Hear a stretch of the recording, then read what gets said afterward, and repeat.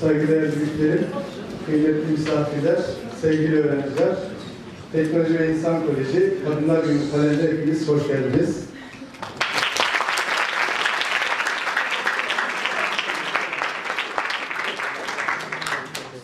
Aramızda çok kıymetli büyüğümüz, eğitim duayeni Hamit Koç Beyefendi var. Kendilerini huzurlarında açılış konuşmasını yapmak üzere davet etmek istiyorum. Arz ederim.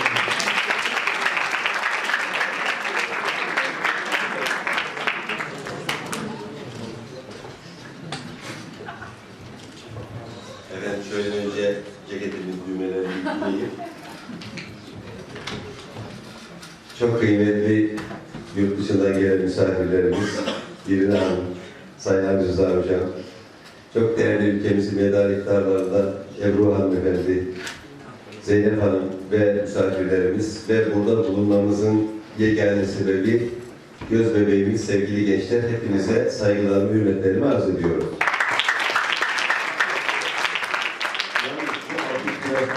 Biraz daha fazla olursa kısa konuşacağım.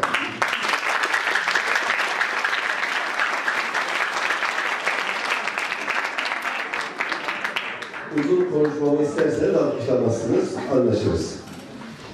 Şimdi tabii Kadınlar Günü, 8 Mart Kadınlar Günü. Bir bay arkadaşımız burada takdim ediyor konuşmacıları. Güzel. Sevgili gençler, ben Kadınlar Günü ve kadınlarla alakalı birkaç düşüncemi sayın yöneticilerin arzuları üzerine buraya gelmişken sizlerle paylaşmak istiyorum. Bendeniz bir kardeşiniz, bu Türkiye Cumhuriyeti'nin bir vatandaşı olmakla iftihar eden bir eğitimci olarak 365 günün Kadınlar Günü olması gerektiğine inanan insanlardan biriyim. Ve ben 365 gün kadınların toplumda yerinin daha doğru anlaşılır ve hayata geçirilir olmasının toplumun huzuruna direkt katkı yapacağına inanan insanlardan biriyim. Şimdi kadın deyince ben 3 şey hatırıma geliyor kadınlarla alakalı. Kadın, insan olan eşrefi mahlukun iki cinsinden biri. Çocuklar var. Kız çocuklarından bahsediyorum. Yetişkin olan kadınlar, hanımefendiler var. Bir de anne olan kadınlar var. Anne bir toplumun temel direğidir. İyi yetişmiş bir anne bir toplumun aydınlık geleceğinin teminatıdır. Burada şu anda misafir olan yetişkin insanlardan, değerli hanımefendilerden anne olanlar var. Sevgili gençler, benim kız çocuğum var. Cenab-ı Allah vermiş, nasip etmiş. Ben kız çocuğu olmayan bir babanın veya annenin, bilhassa babanın biraz eksik olduğunu, eksik kaldığını düşünen insanlardan biriyim. Kız çocukları iyi yetişirlerse, iyi donanımlı olarak yetişirlerse ülkenin geleceği daha aydınlık olacak. Bakınız, bizim toplumumuzda, bizim kültürümüzde, bizim değerlerimizde kadına verilen değeri asırlarca öncesine gidiyor. Kolay kolay bir düşünce sahibinin vermesi iddia ediyorum mümkün değildir. Birkaç örnek vereyim. 14 asır önce kız çocuklarının bir bölgede diri diri vahşice toprağa gömülürken o zihniyeti yerle bir edip kız çocuklarda miras hakkı tanıyan bir kültürü sahibiz. Ve biz yine bilgi ve ilim öğrenmekte, bilgi sahibi olmakta, eğer kendisine mani olunursa kimseden izin alınamayacağına inandırılan bir kültürün de mensubuyuz. Sevgili gençler, bizim kültürümüzde şu gerçek var. Sevgili Peygamberimiz veda hutbesinde buyurmuş ki, kadınlara iyi davranın. Başka bir şey daha söyleyeceğim. Yine sevgili Peygamberimiz cennet annelerin ayakları altındadır diye bir güzel hadis-i şerif söylemiş. Bakınız, insanların ayakları altında değil, kız çocuklarının da değil veya babaların değil ama iki cinsten biri olan annenin ayakları altındadır. Yine bizim kültürümüz iyi yetişmiş, donanımlı, kültürlü, medeni bir hanımın emek verilenleri tarafından çeşitli şekilde müjdelendiğini biliyoruz.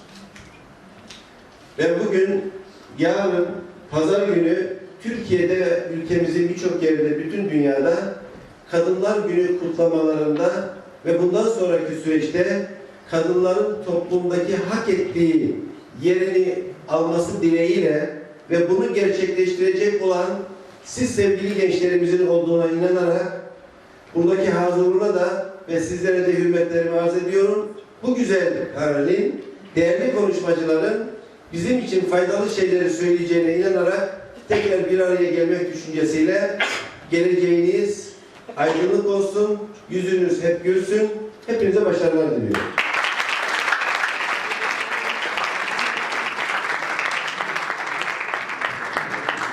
Ahmet Oğuz'a bu kıymetli konuşmalarından dolayı çok teşekkür ediyoruz.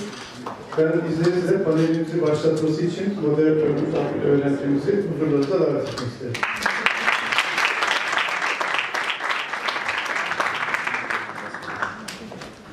Hello, my name is Irina, and it's an honor to host you today at Tink to celebrate World Women's Day. To begin, I would like to invite our distinguished panelists to the stage.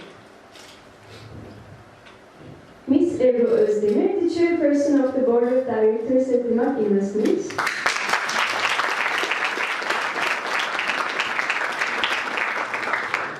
Ms. İrina Bokova, the former General Director of InSan.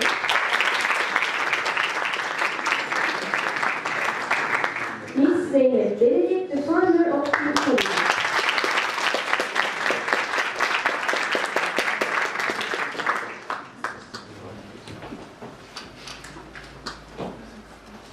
Welcome to our school. It's an honor and dare I say delight to have you here as well as our student body. Before we begin, we have some information we put together on the topic to share. According to some sources, the commemoration of this day first began in Turkey in 1921, with activities held behind closed doors. Over the years, much progress has been made, and many achievements were obtained by the women's movement in Turkey. However, there is still a dark shadow hanging over women.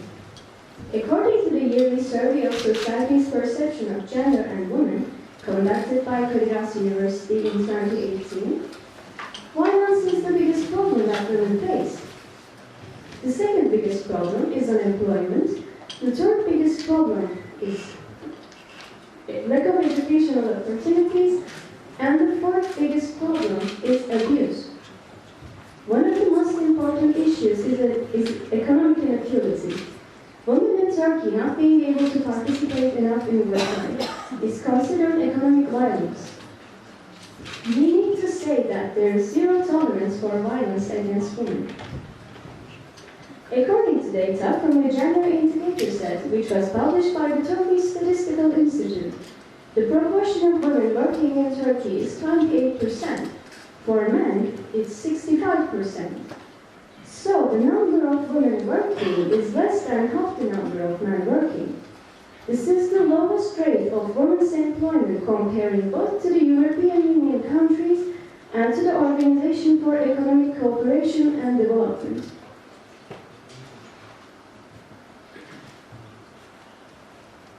To officially begin our panel, Ms. Özdemir, I would like to direct the first question to you. At the MAP Foundation in 2015, you began a project called Turkey's Engineer Girls, with the purpose of contributing to the social and economic empowerment of women in our country. You are making an investment in the future to ensure more female students come into the field of engineering. Why engineering and women?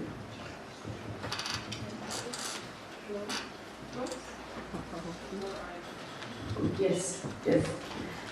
First of all, thank you for inviting me to the panel today. thanks to Zeynep, who, we had some meetings before, and this is the second time we decided that we should, I should be here in the school. I'm a little bit late, but I'm honored to be here among the students and among the guests, so it's a really privilege for me. And this is the best moderator I have.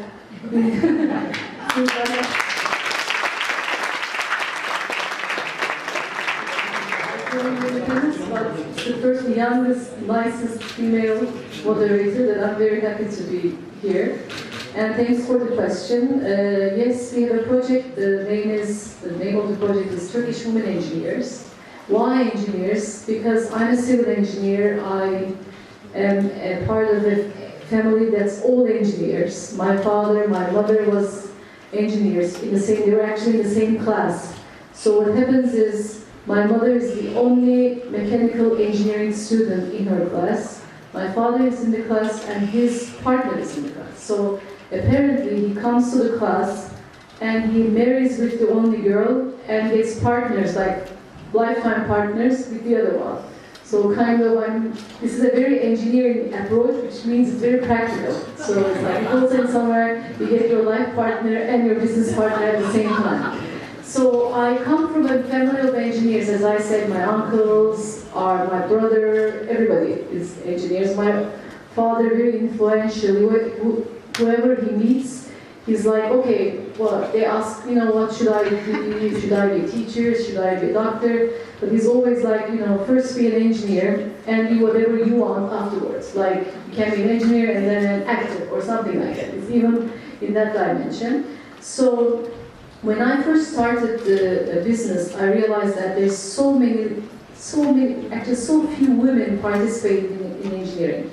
Right now, I think this is the lowest participation in business sector-wise is construction, and it's only like 16%.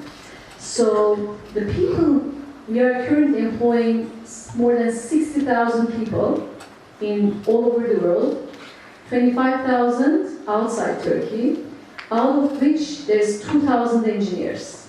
And in 2,000, our women engineer is like 375, around 16%, if I'm not mistaken. So basically, we do employ engineers as white-collar most.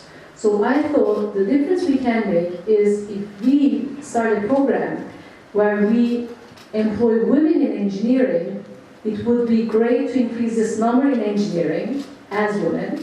Plus, we can offer them jobs. I mean, the chances of LIMAC to offer a job for an engineer is much more than a graduate in sociology. And if we can do a positive discrimination there, then this would give us a chance to employ more women. So the start of the project is actually coming from this thought of, as we employ people and we employ engineers, why wouldn't they be women? And so we started the program 5 years ago, and the scholarship is like, we give scholarships, and the worst thing that can happen to one of your scholars is if you don't get a job afterwards, if she doesn't get a job afterwards.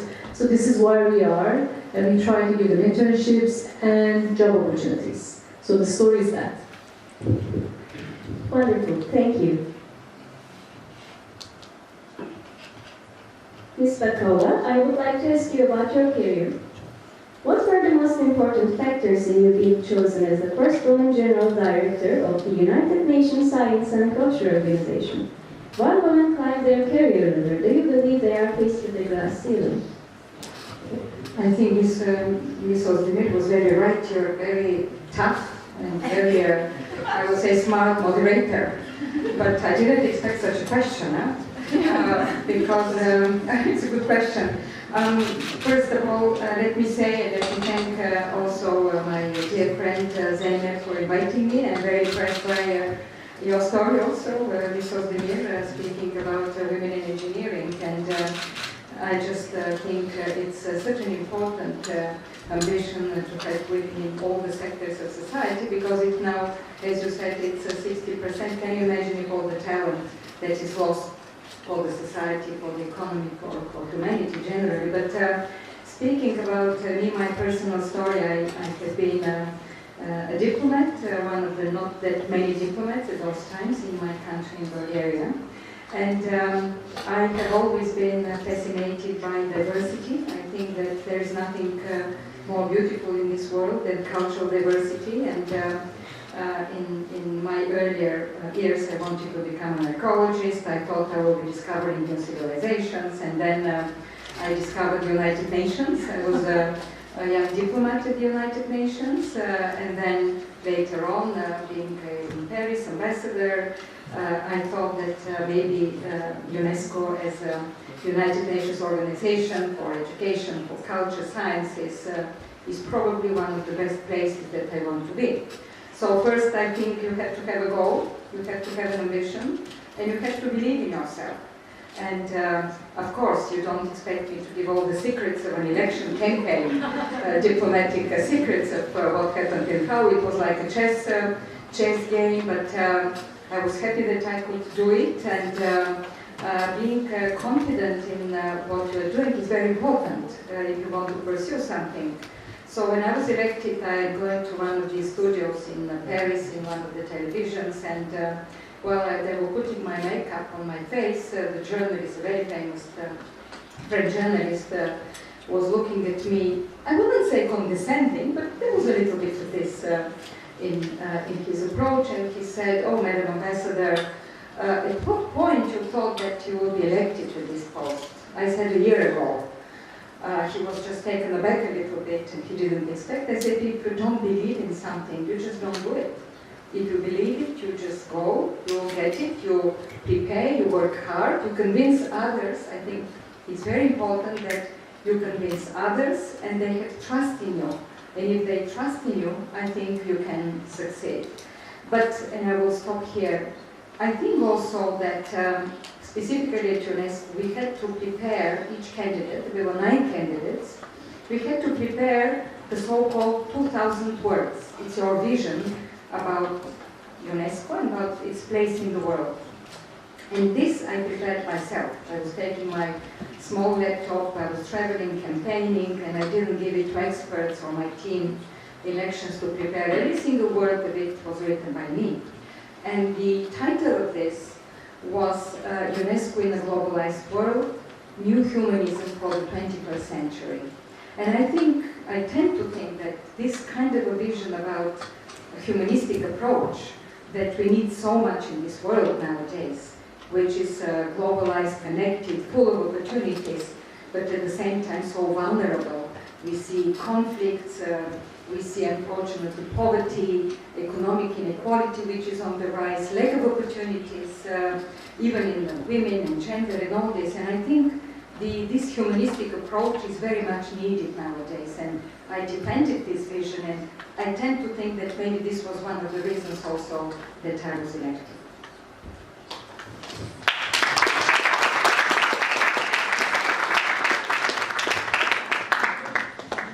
Thank you for your answer.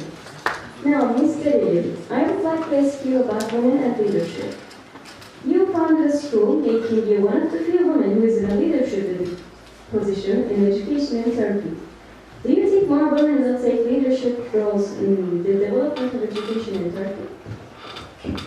First of all, it's such an amazing honor to be here, to be amongst our students, and to be moderated by one of our wonderful students. So congratulations, because moderation is a very difficult task. And I'm so glad that today worked out, that we're able to be here with Her Excellency and with our distinguished guests. And I would like to thank Mr. Koch for being here with us and for talking about women, amongst women and future leaders of Turkey and amongst men. One of the things that I believe in is we need to decide. I can agree with you more, Your Excellency. Basically, you need to decide what you want to do in life, and you need to decide this early on, and you need to work towards it. Yes, I am sadly one of the very few female leaders in education in Turkey. I was actually really stunned by the statistics, because in the Turkish government, Ministry of National Education, there are 1.1 million teachers that are employed. And out of these teachers, almost more than a little bit more than the half are female teachers. But one of the things that's most stunning was when I was reading the statistics, is only 8% of leadership roles in schools are held by women. So there is this, you start off with equal numbers of teachers, male and female, and it's a profession that a lot of women prefer. But I don't know what happens as you go up the ranks, less and less women go up those ranks. And it's not easy for women, but through leadership models, through role models like yourselves, we will have more people who will be able to take on leadership roles. So I'll cut it at that. Thank you for your answer.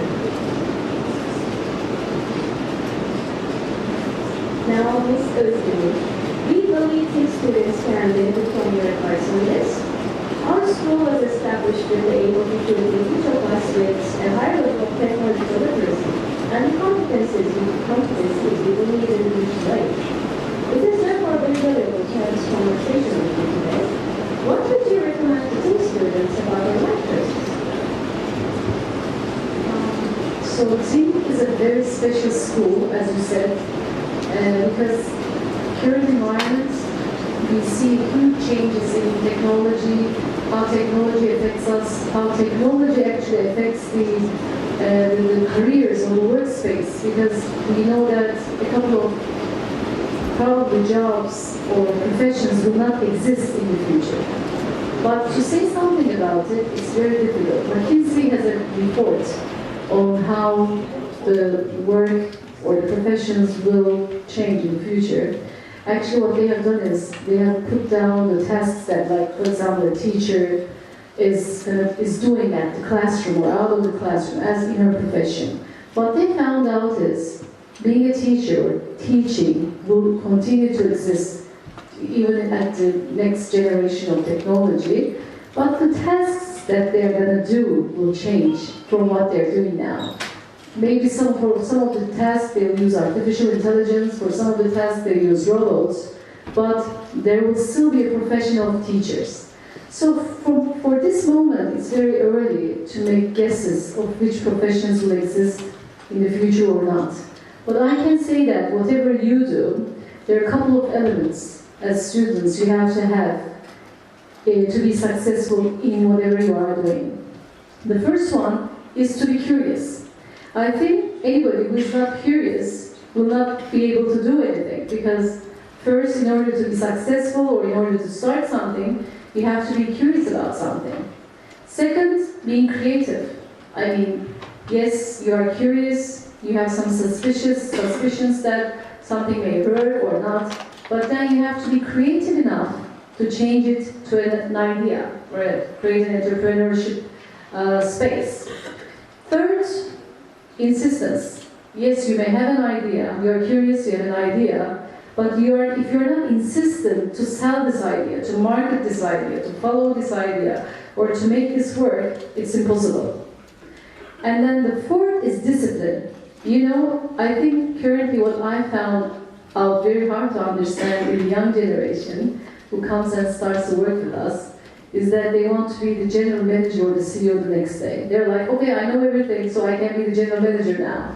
This is like, oh my God, you're just starting the business. You're just starting. You're just, new. You have to suffer in the beginning. Sorry to say, the first days of your career will be more learning, more suffering, and you have to start from zero. You can't be a general manager or CEO at the first moment. And if somebody suggests that be a CEO the next day, don't accept it. It's definite that probably you'll lose or you'll not be successful.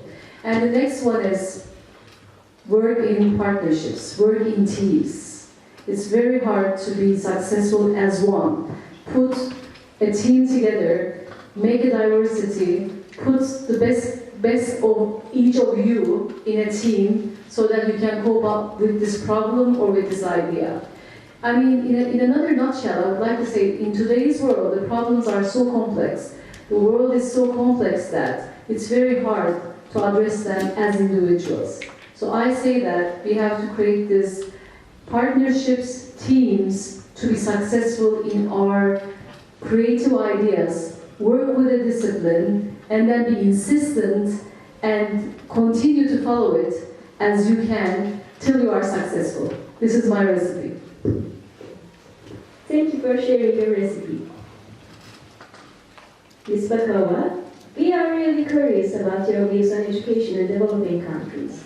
Education is the strongest step and strategy for progress in human development.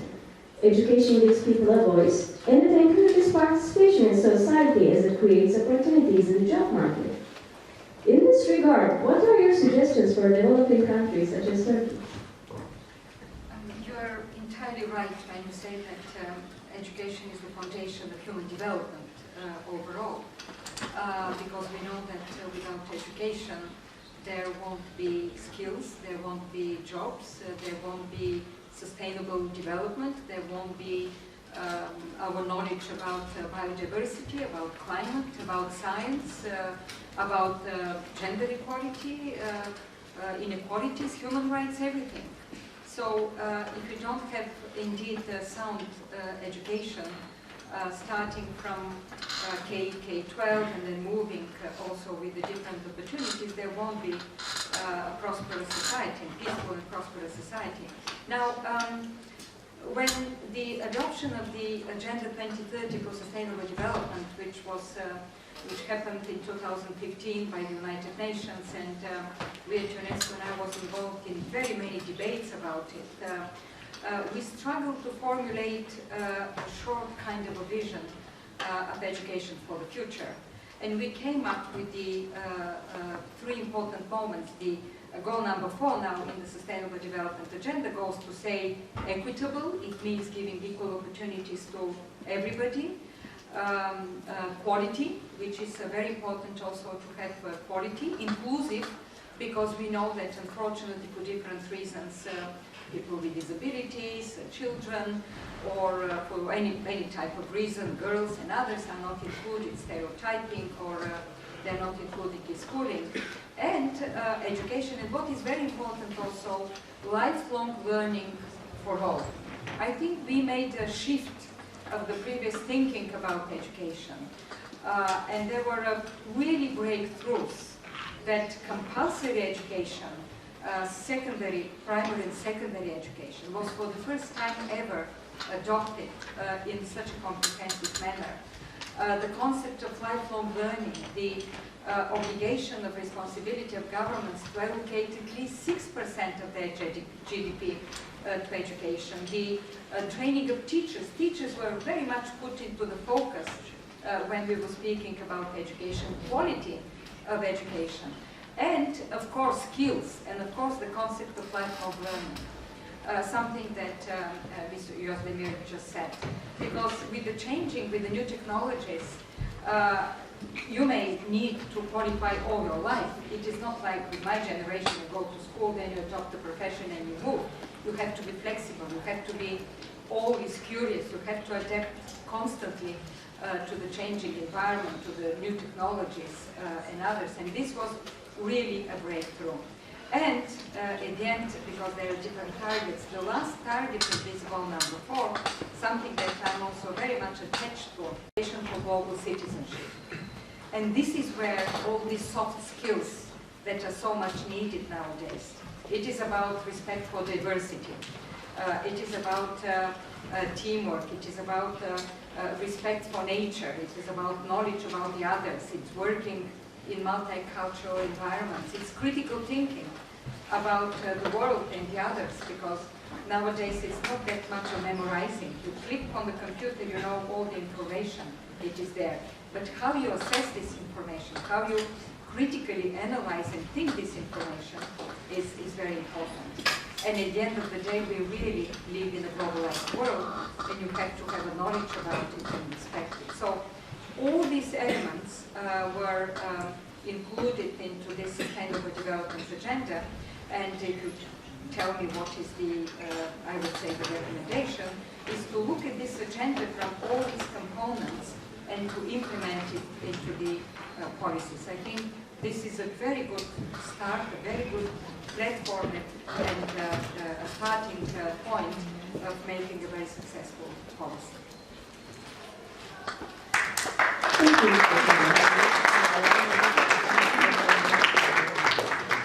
Mr. Tink students, so your students, know you as a businesswoman and an entrepreneur. Gender inequality exists in the labor force. We see that young women who complete their education are still behind young men when it comes to professional life. What do you think are the reasons for this, and what can we do about it? There are several reasons. Obviously, I don't think anybody has a magic wand and is going to be able to solve this problem from one day to the other. But I think ultimately it starts with education. And it starts with what we want out of education. And I think in Turkey, one of the things we need to do is we need to come together and we need to agree on what education should provide for all of us. There needs to be a consensus on why we provide these services and why we as the citizens of this country receive these services. Because each government needs to provide quality education for all, and this is one of the main things. One of the things that I see, for example, several points that I can pinpoint after having been in Turkey now for a little over 5 years now. Early education. Early education is so critical. Early education is critical on so many levels. It's about equality, it's about opportunities, but it's also about women's workforce participation. In Turkey, early education doesn't really exist, early childhood education, where the government and the Ministry of National Education has gone a long way to support it. But one of the things that doesn't exist yet is the demand for it. So families actually don't want their kids, their children, to be put in early childhood care at the age of 3. And I was able to attend the OECD conference on early childhood education, the first one, and that was when I realized that that gap never closes. But how do I tie this to female workforce participation? Women leave the workforce after they become mothers. And because they don't go back at least for 5 years, then by the time they choose to go back, and Ebru and I were speaking at a very similar event that was to help women go back into the workforce after they've taken some time off, but it makes it very difficult for them to do so. Another policy, one of the policies, it's about increasing the demand and realizing that it's not only a woman's responsibility to take care of the children. In Turkey, women have a lot of family responsibilities. And as a mother of 2, I know how that is and how difficult it can be to manage a business and to be an entrepreneur and to have a social life, to take care of yourself physically while also taking care of your children. It should be a shared responsibility, and we need to change our mindset about that. Husbands and wives and their parents and everybody as a society, we need to start taking care of children. It's also the same thing for elderly. Normally in Turkey, elderly care falls on the responsibility for that falls on the shoulders of the women. Recently there was a legislation that was passed that says women who have given birth can choose to come back to work only half time. On its surface, it looks like a great opportunity for women. It actually is not. Why? Because as employers, we find it very difficult. It makes our lives difficult when our female employees want to come back half-time and we need to hire one more person to help out with that gap. Instead, I think we need to come up with policies that is going to provide for work from home, flexible working hours, and I think right now, the digital age is going to allow women and all of you to be able to succeed better than we did because you don't need to be at work physically. And you will be able to join the workforce from remote locations, doing whatever you want to do, and by managing your time. I think there's some of these things. Also another policy that has caught my attention is when you get married as a woman, you can choose to leave your job. A man cannot do that. And you can also let your employer know that my husband doesn't allow me to work with you, so please give me my compensation, and the company is forced to do so. This is actually quite a sexist policy. So these are small things that are there to help us as women, but it's shifting mindsets towards a different direction. So I think these are things that we can all work together. Yes, because if you get married, you might choose to work in a different institution, but it should be applicable for both men and women. if it's going to be applicable at all. These are some of the things that come to my mind.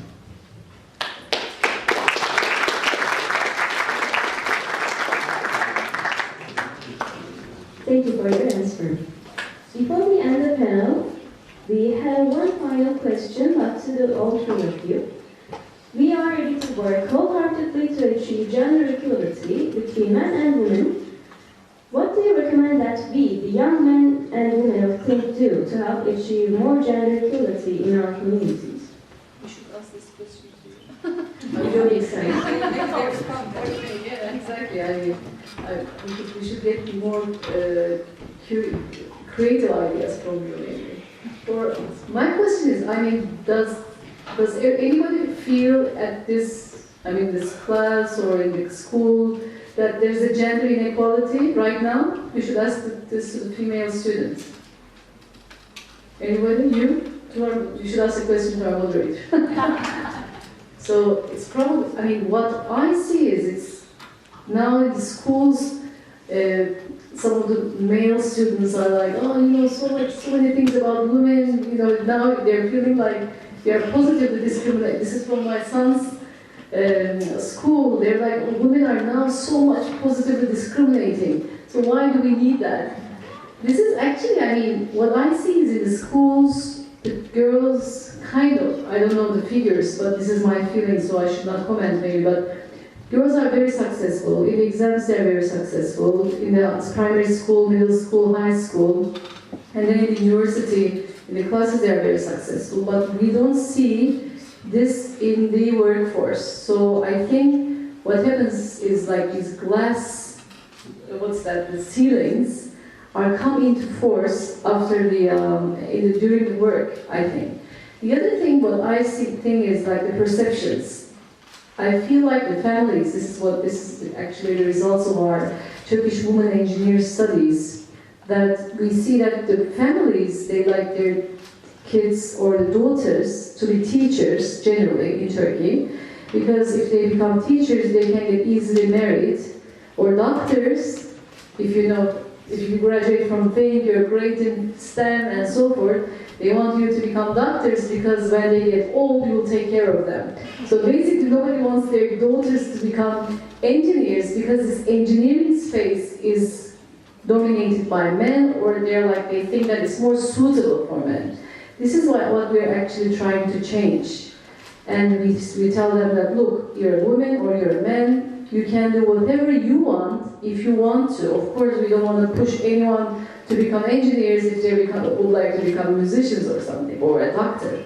But we try to tell the women that everything is possible if they want it, and there is no gender discrimination when you are choosing a job. But this is valid for the men as well, or the male students. If you want to do anything that you want, it's possible. So basically, now we are using the word more like you can do anything for any kind of gender. Actually, I always ask me all the time, and I tell them, they ask me, you're supporting women so much, what's going to happen to the men, nobody is supporting us in the company. I tell them, look, we're going to continue to support till we have 50-50. Currently, we are like 16%. So we need to push women a little bit. We have to give them the confidence. Self-confidence is missing. Or we need to create role models that they know that if they decide to become engineers, there are role models and they're successful role models. And we have to create a sisterhood. I hope you do have sisterhood here, but we don't find this in the work environment as well. Women need to support the woman. So this is what we are trying to achieve in our program.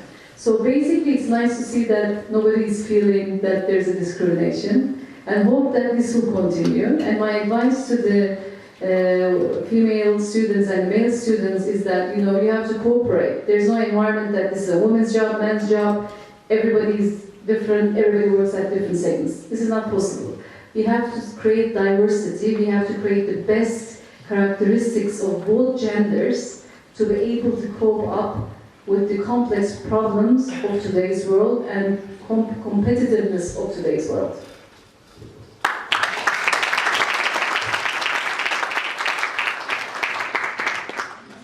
I would say continuing this line of thinking and debate, and I have been very much involved in universities. I go to many conferences and schools including, and I know that I noticed recently this type of trend that boys and young men kind of feel threatened.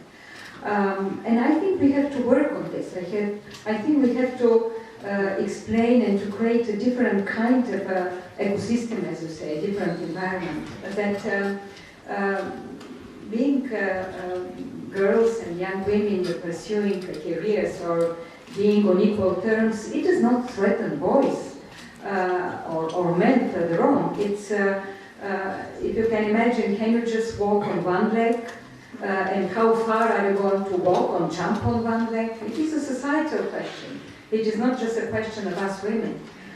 Because if you have also women and girls contributing to economy, including in a society in different ways, in sciences, discoveries, can you imagine how much talent is being lost because women are not there? And we know from history that unfortunately they were excluded in most of the time. So on one side, I think we have to create this type of mentality and thinking that it is not just women's affairs, it's not just for women, it is for community, for society, for families. But how to achieve it is the most difficult part of it. And I think all this that Zeynep was just talking about, creating this environment of preschool education and childhood care, of being involved, men involved also in the child upbringing and caring. And I'm also a mother of a boy and a girl and a grandmother. And both my boys, I call them my boys, although they're grown-up men already, both of them are involved in the raising of the children extremely well. Even my son-in-law currently staying home and taking care of the two boys, and my daughter is working. Just they decided to do it this way for the time being, and then of course they will continue. And it's a perfectly harmonious family and doing great. And the boys just love it. They love two boys to be with their father all the time, and so that the father is taking care. So I think it's a shift indeed in the perception, but I think we need a lot of cultural change around it, and at the same time a lot of support. Families need support. They need support for families, not just for the woman, right? Because as you just said, Zeynep, most of this goes into the woman, and then she's of course lagging behind. I think there are plenty of economic data saying that if women are not involved in the workforce nowadays, if women are not involved in some of the professions, the society and economic growth is slowing down. And then, of course, you have all the other consequences of injustice, so to say. So my point is, it is not just a matter of women, it is not just a matter of historic justice. It is, of course, but it is broader. It's a societal issue. It's an issue of the prosperous, peaceful, and inclusive society.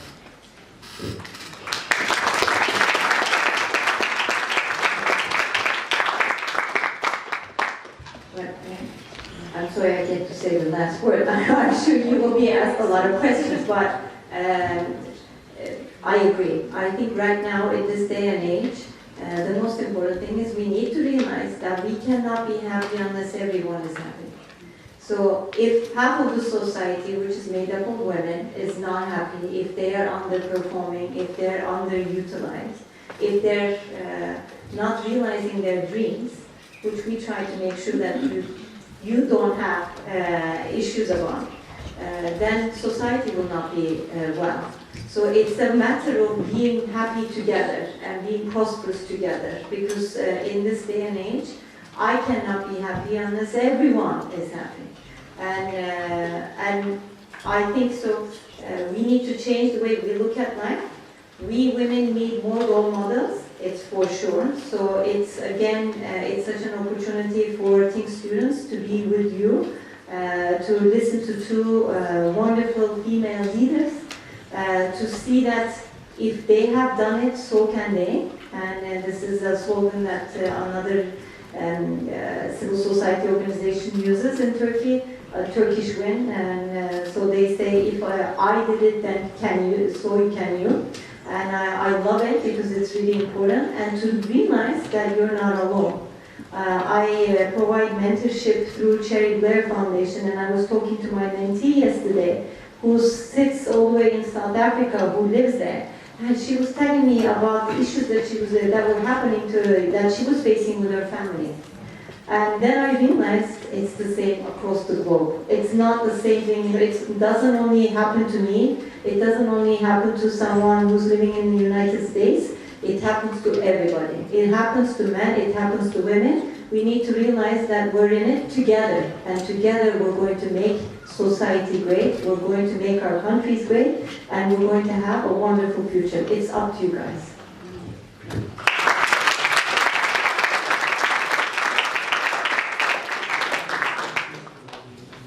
Thank you all for your answers, and we thank you for participating as panelists today.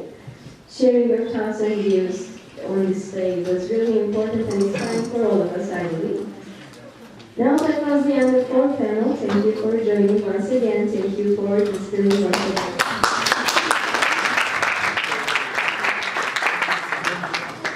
I would now like to invite the school principal to the stage.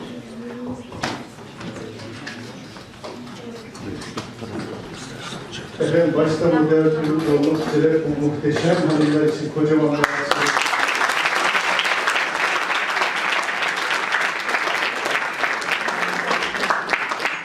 Kendilerine teşekkürlerimizi sunmak üzere plaketlerimiz var. Takdim etmek üzere öğrencilerimizi sahneye almak istiyorum.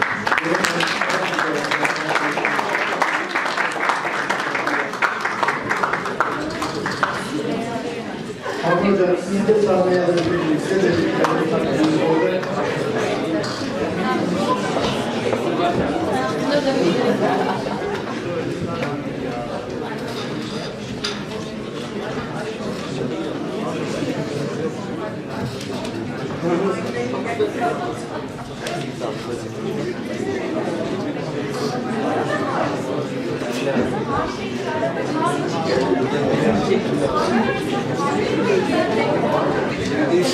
Müsaade ederseniz gençlerime bir plaket takdimi nasıl yapılıyor onu anlatayım.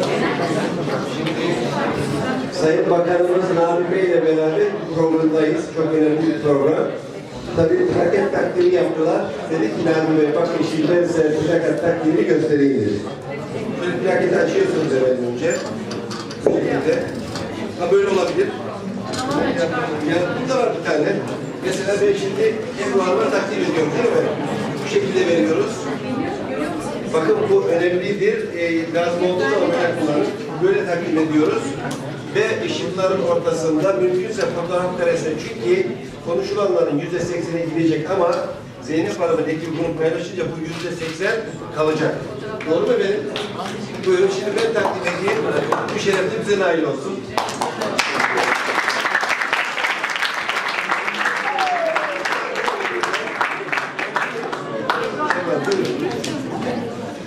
Hanım hocam, şimdi de benim elimde kaldı. Ben de size şöyle takdim edeyim.